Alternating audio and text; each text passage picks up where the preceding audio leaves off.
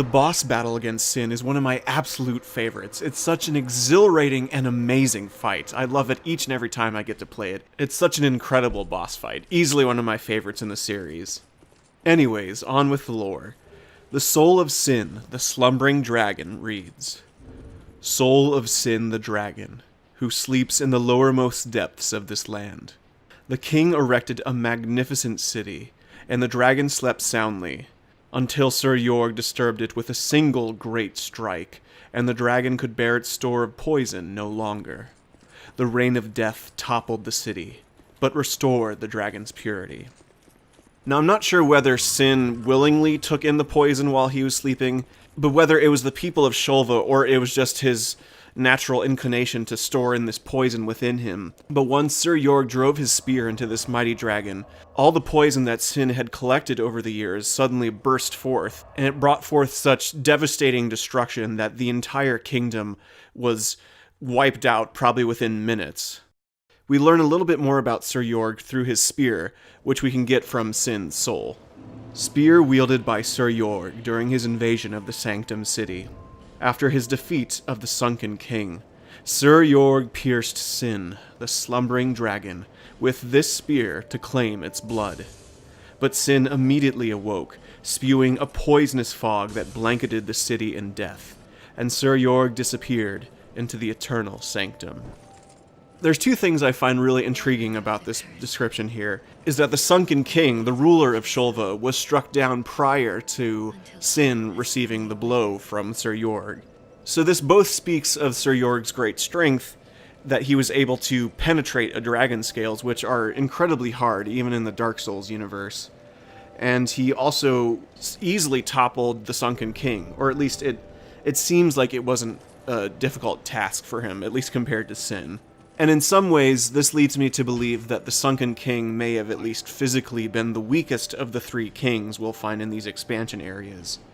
That's just me theorizing. There's absolutely no concrete evidence for that, but given what we know about the old Iron King and what we'll learn about the Ivory King, I think the Sunken King might be the weakest of the three. But anyways, the other thing I find really neat about this is it says Sir Jorg disappeared into the Eternal Sanctum. He wasn't killed instantaneously when Sin awoke. He retreated within the sanctum, which opens the possibility that Sir Jorg might still be alive. We never run into him, at least not to my knowledge. The optional boss of the Shulva is these three grave robbers, but I don't think they have any connection to Sir Jorg, at least none that I can see.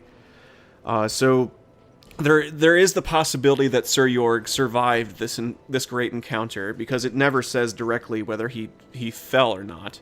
The last bit of lore I want to touch on in Shulva is the crown of the Sunken King itself, which reads, Crown of the Sunken King, who once ruled this land.